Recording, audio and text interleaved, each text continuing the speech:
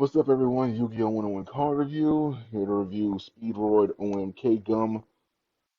Coming in Raging Tempest, October 8th. And let's take a look at this. This is a Wind Machine Tuner Effect Monster, level 1. It's X0, defense 800. Description: during the battle phase, if you take battle or effect damage, you can special summon this card from your hand. During the battle phase, this card was summoned this way. You can immediately, after this effect resolves, synchro summon one synchro monster using only wind monsters you control, including this card. If this card is sent to the graveyard as synchro material, you can send the top card of your deck to the graveyard. If it is a Speedroid monster, the synchro monster that used this card as a synchro material gains 1,000 attack. So it's basically favoring you to only use this in the archetype. You know, I mean, I'm pretty sure with Speedroids, I've seen people mix them in with other wind attribute, archetypes and create these crazy builds. Even before this was out, and what I'm saying, like they work, like the strategies work. So I wouldn't be surprised if somebody uses this in like a non-Speedroid build. It's just that you want to be careful with that because you want that 1,000 attack boost. Like you would pretty much want that, and they're kind of pushing. And with this effect, it's kind of pushing you to do that because you don't want to have a monster go to the grave and it not being a speedroid. You know what I mean?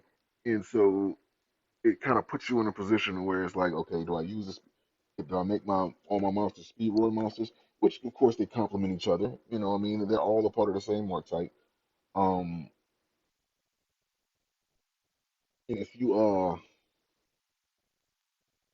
have anything they should worry about as far as like the attribute differences or anything like that. Um,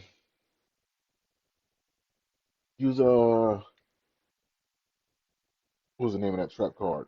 Not DNA surgery. I think it was called DNA transplant, if I'm not mistaken. It wasn't the one that changed. It was not the one that changed the type of the monster, but it changed the attribute of the monster. I can't remember the name of it. I think it was DNA transplant. But most definitely, that's something you could use. They had other cards in the game too that allowed you to change the attribute. I want to say Witch's Scroll or Witch Scroll or something like. Dude, I haven't played this game in forever, so I can't remember the names of the cards. But it was a card that most definitely you was able to change the attribute of a monster. So if you have monsters that you want to use with the speedroids, and those monsters aren't the attribute that um that will be able to cooperate with this monster's effects, then you'll be able to change, use those cards that I'm talking about, and you can change them to win attribute, and then right there, like your problems are solved. Because the win attribute is like the main key factor here, you know. So again, it does fit. Now, as far as what synchro monsters will summon, I mean, that's up to you. I mean, you guys can add up stars, right? You can add up the monsters levels, and you can do like your little, you know, mathematics. I don't really need to elaborate too much on what can be summoned with it, but pretty much any monster can use a 1,000 attack boost. You know, some of them don't need it, but it comes in handy, especially if you are in a tight spot. That can really like those type of attack boosts are game changers. So you really need to choose wisely when it comes to your monsters. Um,